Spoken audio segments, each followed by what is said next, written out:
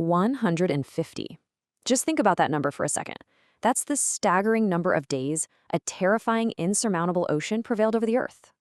Imagine looking out, and the tallest mountains on the planet are completely submerged for nearly half a year, and the entire future of humanity is resting inside just one wooden vessel.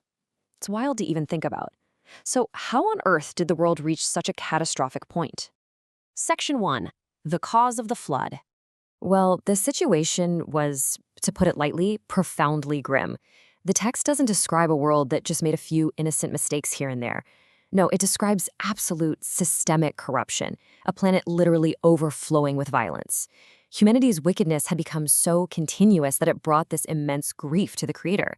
And it's exactly this sorrow, this deep divine pain over a completely ruined creation that actually triggers the deluge. But in stark contrast to that world saturated with corruption, the narrative zeroes right in on one extraordinary guy, Noah. People often ask, tell me about Noah, what made him so special? Well, he wasn't just a random survivor. The text describes him as a righteous man, blameless among the people of his time, someone who walked closely with God. It was this unwavering moral fortitude in the middle of a totally wicked generation that earned him divine favor. So Noah, along with his 3 sons, Shem, Ham, and Japheth, were chosen to carry the absolutely immense burden of preserving the human race. And here's a totally fascinating, almost mythic detail. Noah was 600 years old when the floodwaters finally burst upon the earth. 600! So this wasn't some sudden overnight disaster. It was the culmination of a vast lifetime spent observing a decaying world, followed by this monumental task handed to a patriarch in his 6th century of life. Section 2. Building the Great Ark. You see, the Ark wasn't just some simple boat. It was a massive, divine engineering project. Noah was instructed to use a resinous wood, which is often translated as gopher wood, and waterproof the whole thing by coating it with pitch inside and out. And the sheer scale? It's incredible. 300 cubits long, 50 wide, and 30 high. To put that into perspective, a cubit was roughly the length of a man's forearm. So we're talking about a massive structure spanning 3 internal decks, perfectly designed for maximum capacity and stability.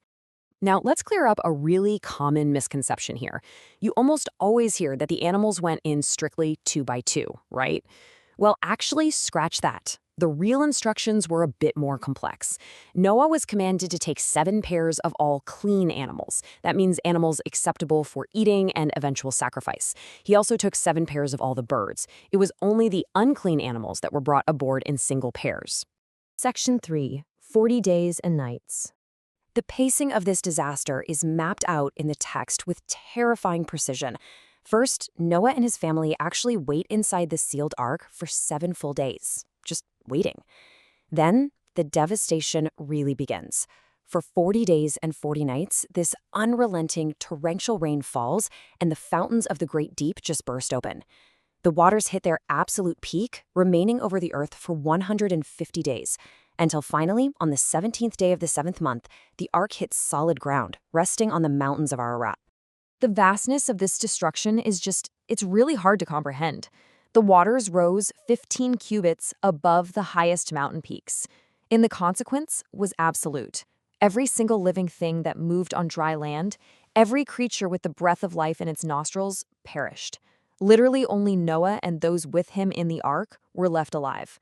Section 4. The Receding Waters and the Dove. Still trapped inside, Noah methodically checks to see if the world outside is safe yet. It's like a waiting game. First, he sends out a raven, which kind of just flies back and forth. Next, he tries a dove, but the waters are still way too high and it finds nowhere to rest. So he waits 7 days and tries the dove again, and this time, it returns in the evening with a freshly plucked olive leaf in its beak. Talk about an incredibly hopeful sign, right? After another 7 days, he sends the dove a final time, and it doesn't return. The earth is finally drying up. Section 5. The Eternal Covenant and the Rainbow. So they finally step onto dry ground. And Noah's very first act, it isn't to build a house for himself or scope out the real estate. No, he builds an altar and offers a sacrifice using some of those clean animals. And in response, the Creator makes a profoundly important promise. He says he will never again curse the ground for humanity's sake. Even more beautifully, he guarantees the stability of the earth going forward. He promises that seed time and harvest, cold and heat, day and night, will never cease as long as the earth remains. To officially seal this promise, a sign is given, and it's one we all know well, the rainbow. But in the text, it's defined as far more than just a beautiful meteorological event. It acts as a deliberate token of an eternal covenant. It's literally placed in the clouds as a visual contract between the Creator, the earth, and all living creatures, promising that floodwaters will never again become a deluge to destroy all flesh. Section 6. A New Beginning. Of course, a new world requires new rules. Noah and his family are blessed with the exact same words spoken way back at the dawn of creation: be fruitful and multiply and fill the earth. But, conditions have definitely changed. A fear of humans is now placed upon the animals. Also, humanity is explicitly allowed to eat meat for the first time, but with a strict caveat: they must not consume it with its lifeblood still in it. Finally, a foundational law is established to protect life. Whoever sheds human blood, by humans shall their blood be shed. Why? Because humanity is made in the image of God.